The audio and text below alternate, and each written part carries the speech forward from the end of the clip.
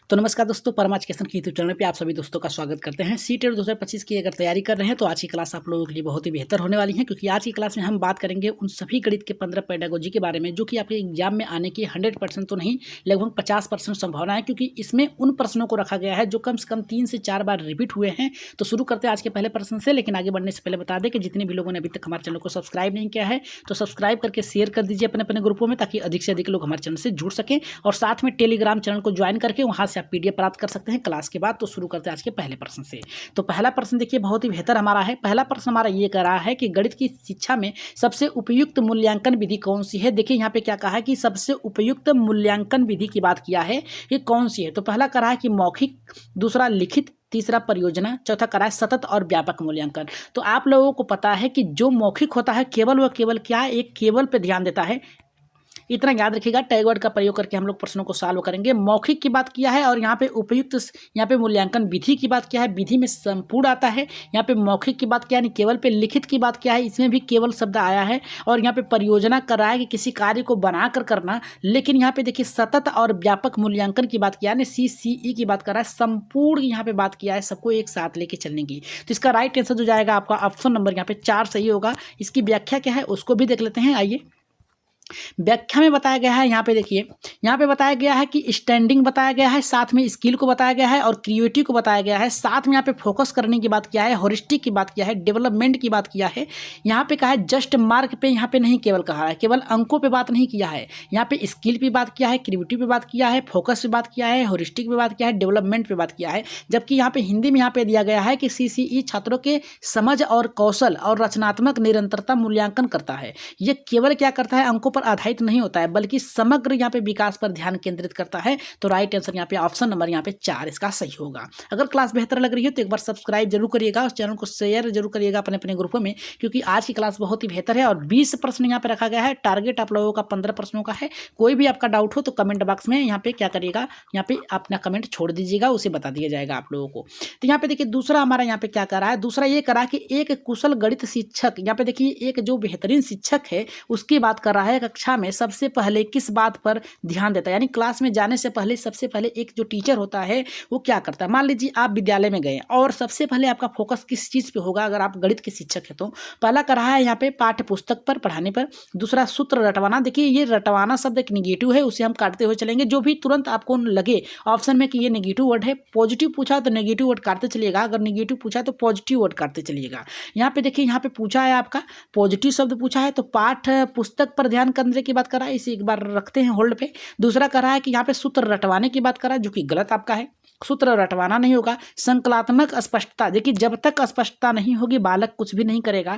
स्पष्ट होना चाहिए जो भी आप पढ़ाएं, आपका ये ध्यान होना चाहिए कि आप बालक को किस प्रकार से पढ़ा रहे हैं और बालक का रुचि किस प्रकार से है, संकल्पनात्मक क्या है, उसकी स्पष्टता क्या है, इस पर ध्यान होना चाहिए। गृह कार्य देने से क्या होगा, ये अधिक गृह कार्य नहीं देना है, ये भी आपका गलत है। राइट आंसर ऑप्शन नंबर यहाँ पे तीसरा एकदम करेक्ट होगा। इसकी व्याख्या क्या है देख लेते हैं। व्याख्या में क्या बताया गया है, व्याख्या के अंतर्गत बताया गया है संकल्पना जो है इसकी स्पष्टता से ही छात्र क्या करते हैं, दीर्घकालीन रूप में गणित की सोच करते हैं। यानी ये आपका तर्क पर आधारित है।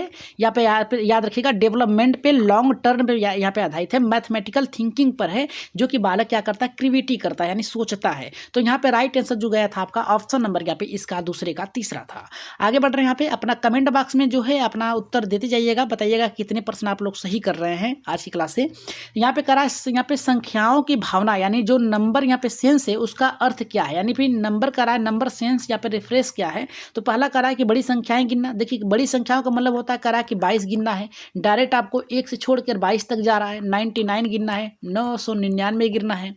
यहाँ पे करा कि गुणा कराना, डायरेक्ट आप क्या कर रहे हैं, गुणा करा रहे हैं। तीसरा करा कि संख्याओं को समझना और उसका लचीलापन और जोड़ की बात करा। तो यहाँ पे देखिए जितने में भी आपके जोड़ने गुणा करने की बात की गई है, आप 1 से लेकर 5 तक के भी प्रश्न सॉल्व कर रहे हैं, 10 तक, इसके बाद 11 से लेकर 20 तक आप उच्च कक्षाओं के लिए सॉल्व करेंगे। दोनों प्रश्न यहाँ पे शामिल किए गए हैं। तो पहले 1 से लेकर 5 तक के लिए 10 प्रश्न यहाँ पे रखे गए हैं, और यहाँ पे 11 से लेकर 20 तक ये जो है 6 से लेकर 8 तक के बच्चों के लिए रखे गए हैं। तो यहाँ पे देखिए आप प्राइमरी लेवल के सॉल्व कर रहे हैं, तो प्राइमरी लेवल में आपका यहाँ पे करा के संख्याओं को समझना होना चाहिए और लचीलापन, कितने आसान तरीके से आप बता सके बालकों को आसानी से, जिसमें वो क्या करे, वो नंबर सेंस को पहचान सकें। तो ये था आपका ऑप्शन नंबर यहाँ पे तीसरा एकदम सही। ऑप्शन नंबर यहाँ पे तीसरा एकदम करेक्ट होगा। आगे बढ़ रहे हैं यहाँ पे, इसकी व्याख्या क्या है उसको देख लेते हैं। व्याख्या में बताया गया, व्याख्या इसलिए रखा गया है ताकि आप लोगों का जो डाउट है उसे क्लियर किया जा सके, क्योंकि डाउट आप लोगों का अगर रहेगा किसी भी प्रश्न में तो समझ लीजिए वो आपके लिए बहुत ही हानिकारक होगा। हानिकारक इसलिए होगा क्योंकि अगर प्रश्न में आप जब पेपर देने जा रहे हैं वही प्रश्न आ गया तो आपको लगेगा कि ये प्रश्न सही है फिर गलत है, इसलिए उसको दूर करने के लिए व्याख्या रखा गया है। यहाँ पे कह रहा है नंबर सेंस का मतलब क्या होता है, संख्याओं के साथ सहजता उसके गुणधर्मों का मतलब ये कह रहा है कि उसका गुण क्या है, मतलब वो कितने अंकों को मिलकर बना हुआ है या फिर कितने अंक घटाकर बना हुआ है, समझना, और लचीलापन कितने आसानी तरीके से उसका प्रयोग करना है। यहाँ पे मेन करा है कि यहाँ पे जो इसका जो सेंस है नंबर को समझने की, वो जो प्रिपरेशन है उसे किस प्रकार से बताया जाए। तो राइट आंसर यहाँ पे ऑप्शन नंबर यहाँ पे तीसरा एकदम करेक्ट था इसका।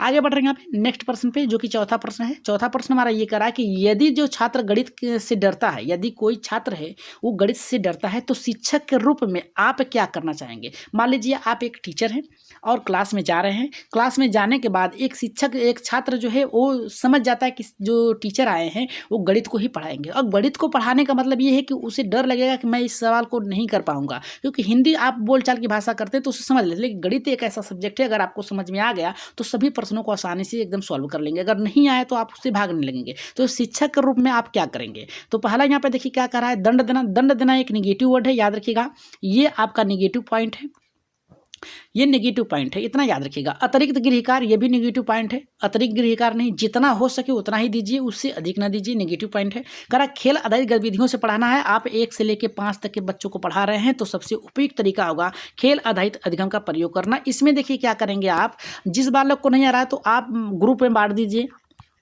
3-3 बालकों को। आप कहेंगे कि इधर से 1 बोलो, उधर से वो 2 बोलेगा, इधर से 3 बोलो, उधर से वो 4 बोलेगा। इस तरीके से क्या है उसको जोड़ना पड़ेगा। इस तरीके से खेल खेल में आप बालकों को क्या कर सकते हैं, सिखा सकते हैं। जो स्टूडेंट है उसको मैथमेटिकल जो होता है सोल्ड भी यहाँ पे टीचर डू कर का बताने की बात कर रहा है कि आप क्या करेंगे, तो उसके लिए खेल आधारित शिक्षण करेंगे, खास करके आप 1 से लेकर 5 तक के बालकों के लिए। आगे बढ़ रहे हैं यहाँ पे, इसकी जो यहाँ पे व्याख्या है उसको देख लेते हैं। व्याख्या में बताया गया है कि जो गेम बेस्ड लर्निंग है से डर कम हो जाता है और छात्र में आनंदपूर्वक सीखने की यहाँ पे कल्पना को जागृत होती है। तो राइट आंसर यहाँ पे ऑप्शन नंबर यहाँ पे सी था। आगे बढ़ रहे हैं यहाँ पे नेक्स्ट प्रश्न यानी 5वें प्रश्न पे आगे बढ़ रहे हैं। 5वां प्रश्न देख लेते हैं क्या कर रहा है।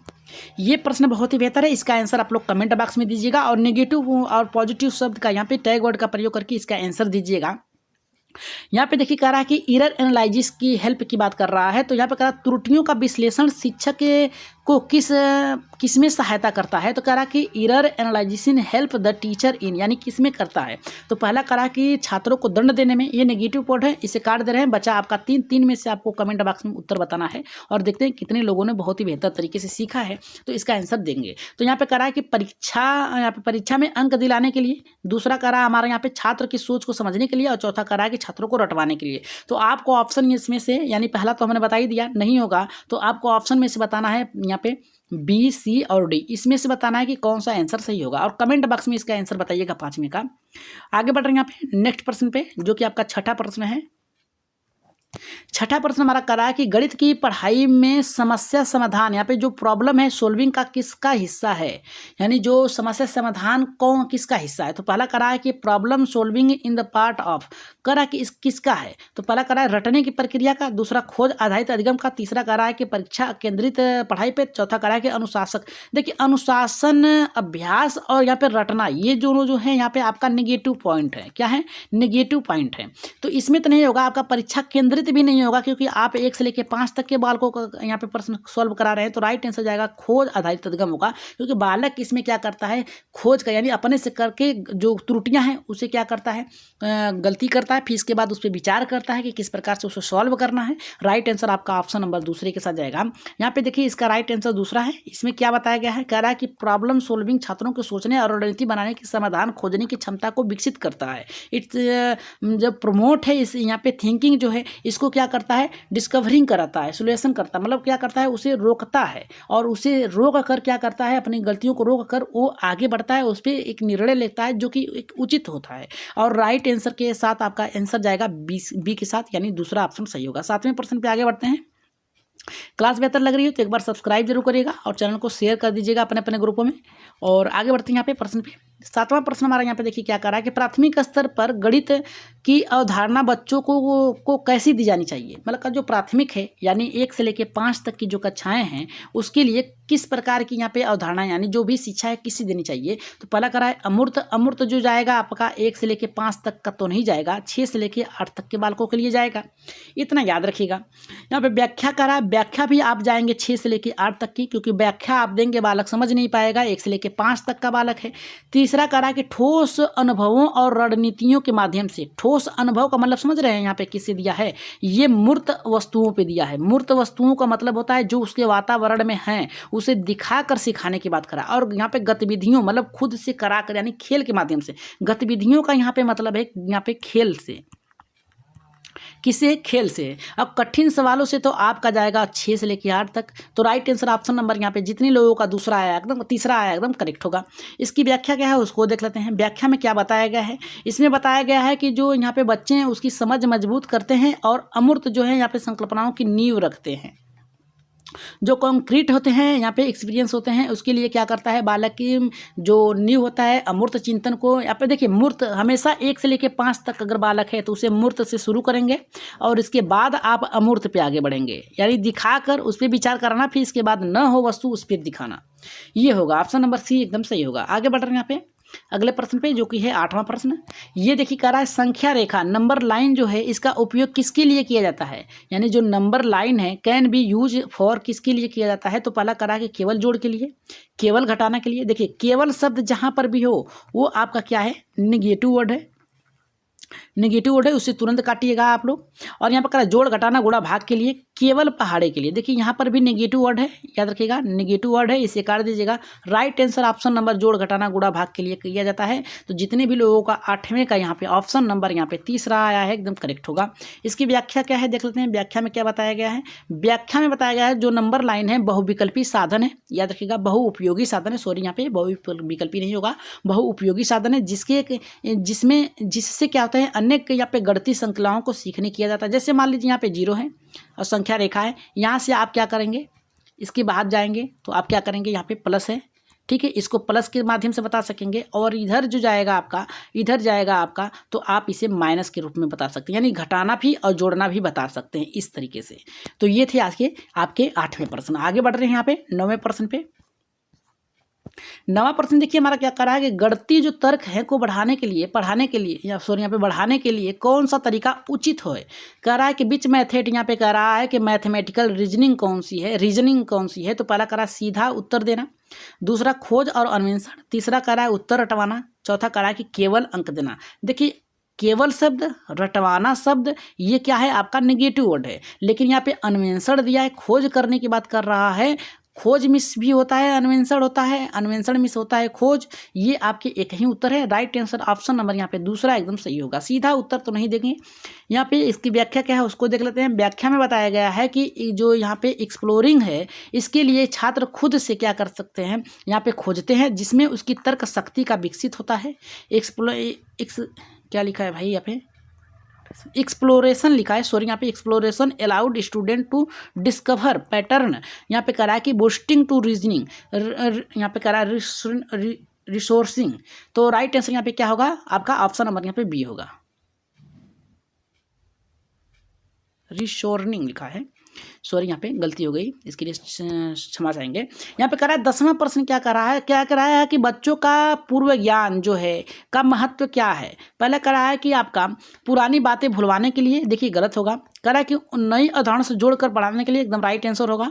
कठिन प्रश्न देने के लिए गलत होगा, परीक्षण के लिए नहीं, इसका राइट आंसर जाएगा आपका सीधा सीधा यहाँ पे दिख रहा है कि नई अवधारणाओं को जोड़ने के लिए, क्योंकि आप जो पुरानी ज्ञान है, जो पुरानी ज्ञान है उसे क्या करते हैं नई ज्ञान में जोड़ते हैं, ठीक है, नई ज्ञान में जोड़ के माध्यम। जैसे आपने पहले 2 जाना है और विद्यालय में 2 + 2 कर दिया गया तो आप जान जाएंगे कि ये 2 ही लिखा है और इसको जोड़कर कितना होगा 4 होगा। इस तरीके से वो पुराने ज्ञान को नए ज्ञान के साथ जोड़कर सीखता है। पूर्व ज्ञान का मतलब यही हुआ। इसकी व्याख्या क्या है, व्याख्या में बताया गया है पूर्व ज्ञान से नई उदाहरणों को समझना सरल होता है, सही है, इसमें कुछ नहीं था। अब हम बात करेंगे प्राइमरी यानी 1 से लेकर 5 तक और 6 से लेकर 8 तक, इन दोनों के लिए प्रश्न बनाएंगे। जितने भी लोग तैयार हैं एकदम एक बार कमेंट बॉक्स में यस बोल दीजिएगा। तो 11 का प्रश्न हमारा कह रहा है कि गणितीय संकल्पनाओं जो कॉन्सेप्ट है को बच्चों तक पहुंचाने के लिए कौन सा तरीका प्रभावशाली होगा। तो पहला कह रहा है कि सूत्र रटवाना। देखिए सूत्र रटवाना जो है नेगेटिव वर्ड है, नेगेटिव वर्ड है, इसे काट दीजिएगा। अमूर्त से ठोस की ओर जाने के लिए, अमूर्त से ठोस की ओर जाने के लिए, यानी कह रहा है कि तर्क कर कर क्या कर रहा है यहाँ पे, जो वस्तु है उस पर विचार करना। यहाँ पे ऑप्शन गलत है क्योंकि ये प्राइमरी लेवल के लिए अभी प्रश्न चल रहा है। तो यहाँ पे क्या है, अमूर्त चिंतन जो होगा 6 से लेकर 8 तक होगा। तो सबसे पहले बात है, चाहे 6 का हो चाहे 1 का हो बालक, उसमें क्या है सबसे पहले वस्तु को दिखाएंगे, यानी ठोस वस्तु को दिखाकर उस पर विचार कराएंगे, अमूर्त चिंतन कराएंगे। तो ये तो ऑप्शन आपका क्या होगा, गलत होगा। ठोस से मूर्त की वस्तुओं के तरफ जाएंगे, एकदम राइट आंसर होगा। करेक्ट आंसर होगा आपका ऑप्शन नंबर तीसरा, सिर्फ पुस्तकालय आधारित पढ़ाई हो, ये भी आपका गलत है। आगे बढ़ते हैं, यहाँ पे इसकी व्याख्या क्या है देख लेते हैं। व्याख्या बताया गया है, पहले बच्चों को ठोस वस्तुओं से सीखते हैं, फिर धीरे धीरे अमूर्त वस्तुओं की संकल्पनाओं को समझ लेते हैं। आगे बढ़ते हैं, यहाँ पे देखिए क्या कर रहा है 12 का प्रश्न। 12 का प्रश्न हमारा कर रहा है कि रचनात्मक अधिगम जो है यहाँ पे में शिक्षक की भूमिका क्या होती है। तो पहला कर रहा है यहाँ पे देखिए रोल की बात किया है, शिक्षक की यहाँ पे बात किया है, ना कि छात्र की। तो ज्ञान का स्रोत होना 12 का, देखिए ज्ञान का स्रोत तो यहाँ पे छात्र शिक्षक दोनों होंगे, लेकिन यहाँ पे कह रहा है कि शिक्षक की भूमिका सूचना देने वाला होना चाहिए, सहायक और मार्गदर्शक होना चाहिए, एकदम करेक्ट होगा। तीसरा एकदम सही होगा। ये 6 से लेकर 8 तक का ही प्रश्न है, लेकिन यहाँ पे सहायक होता है, सहायक होता है यानी आपको नहीं आता है तो उसको बताने के लिए होता है टीचर, तो यहाँ पे मार्गदर्शक के लिए वो भी होता है। तो राइट आंसर यहाँ पे तीसरा सही होगा। ये व्याख्या क्या है, उसकी व्याख्या में बताया गया रचनात्मक शिक्षक, रचनात्मक में रचनावाद में शिक्षक बच्चे की सोच को समर्थन करता है, उत्तर नहीं देता है, सही है, उत्तर नहीं देता है, बस कहता है कि तुम कर सकते हो, मार्गदर्शक के रूप में होता है, जहाँ पे भूलता है वहाँ पे बताने का कार्य करता है। 13 का कह रहा है कि यदि छात्र गणित के प्रश्नों को याद करने और हल करता है तो इसका संकेत क्या है। पहला कह रहा है अच्छी समझ है, सतही यहाँ पे अधिगम है, उत्कृष्ट है, और यहाँ पे तार्किक सोच वाला है। तो यहाँ पे 13 का किसके साथ जाएगा।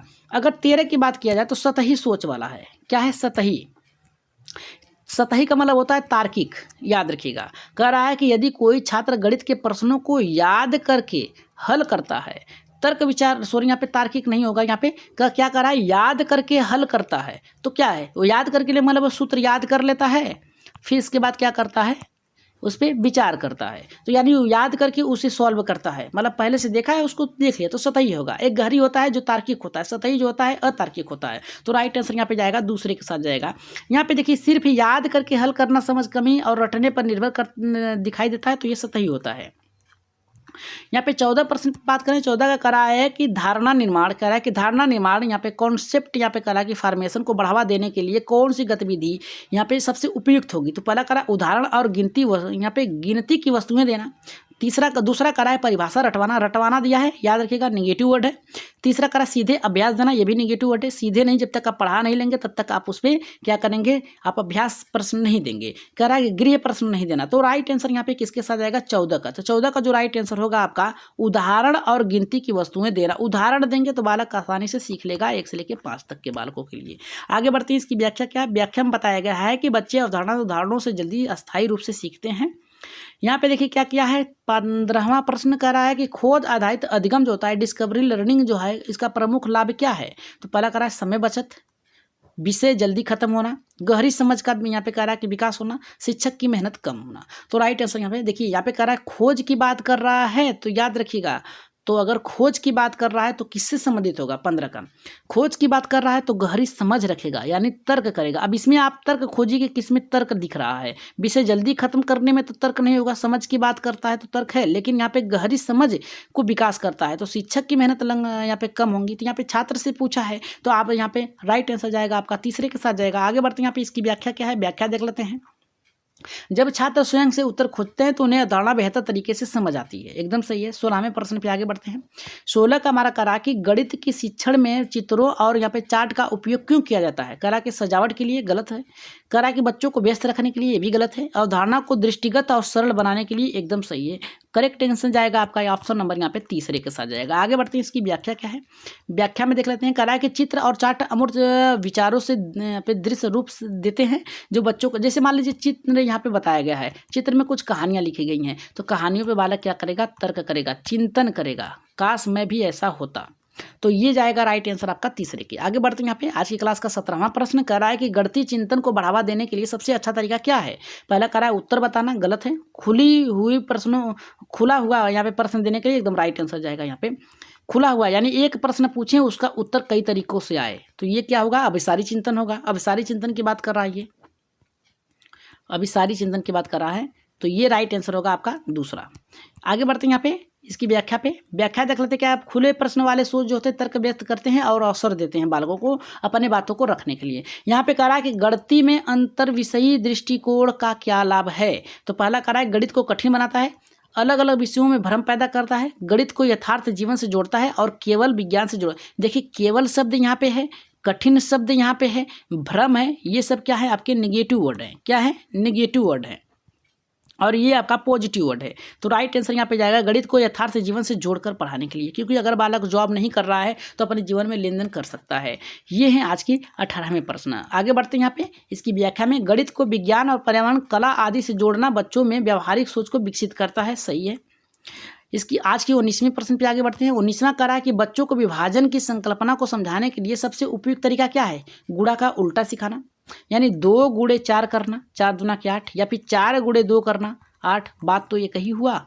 यहाँ पे संख्या रेखा दिखाना, समूह बनाने और व्यवहारिक तरीका देखना, परिभाषित याद करने। याद करना एक नेगेटिव वर्ड है, तुरंत काटिए। जो भी आपको लोगे नेगेटिव वर्ड है तुरंत उसे नेगेटिव में बदल दीजिए, फिर इसके बाद अपने प्रश्नों पे आगे बढ़िए। गुणा का उल्टा करना ये तो नेगेटिव वर्ड है। संख्या रेखा बताना सही गलत नहीं है। समूह बनाना और अच्छे तरीके से सिखाना। तो राइट आंसर यहाँ पे ऑप्शन नंबर तीसरा सही होगा। इसकी व्याख्या क्या है, जब बच्चे वस्तुओं को बराबर समूह में बांटते हैं तो विभाजन की वास्तविक समझ प्राप्त होती है। अगर मान लीजिए 5 रुपये हैं, उसे 5 लोगों में बांटना है तो बालक बांटेगा 5 रुपये में, एक लोगों को एक में भाग देगा, तो यानी 1-1 रुपये 1-1 लोगों को आएगा, तो उसे विभाजन का पता चल जाएगा। करा यदि छात्र बार बार एक ही गलती कर रहा है तो शिक्षक को क्या करना चाहिए, उसे डांटना चाहिए। नेगेटिव वर्ड है, मत डांटिए। उसकी गलती को नज़रअंदाज नहीं करना है। उसके सोच के तरीके का विश्लेषण करना चाहिए, किस प्रकार से वो सोच रहा है कि गलतियां कर रहा है, उस पर विचार करके उसे क्या करना चाहिए, निदानात्मक कार्य, उपचारात्मक कार्य देना चाहिए। तो राइट आंसर यहाँ पे ऑप्शन नंबर यहाँ पे तीसरा एकदम सही होगा 20वें का। तो ये थे आज की क्लास। व्याख्या में बताया गया है शिक्षक को समझाना चाहिए कि छात्र सोच रहे हैं कि आप भ्रमित हो रहे हैं, उसे कि अंडरस्टैंडिंग अगर हो रही है तो स्टूडेंट को यहाँ पे थिंकिंग हेल्प के लिए उसे क्या करना चाहिए, मदद करना चाहिए, एक रूट यानी रास्ता बताना चाहिए। तो ये थे आज के 20 प्रश्न। आप लोगों को बताना है कि आज आप लोगों ने 20 में से कितने प्रश्नों को सॉल्व किया है और आज की क्लास आप लोगों को कैसी लगी गणित की, क्योंकि आज की गणित के जो प्रश्न बनाए गए हैं गणित के बहुत ही बेहतर तरीके से बनाए गए थे। तो आज के लिए इतना ही, और जाते जाते सब्सक्राइब कर लीजिएगा और शेयर अपने अपने ग्रुपों में कर लीजिएगा और बताइएगा कि आज की क्लास कैसी लगी। तो और टेलीग्राम को ज्वाइन करके आप वहाँ से क्या कर सकते हैं, PDF प्राप्त कर सकते हैं। तो आज के लिए इतना ही, धन्यवाद। चैनल को सपोर्ट करिएगा, आप ही का चैनल है। तो आज के लिए इतना ही, धन्यवाद।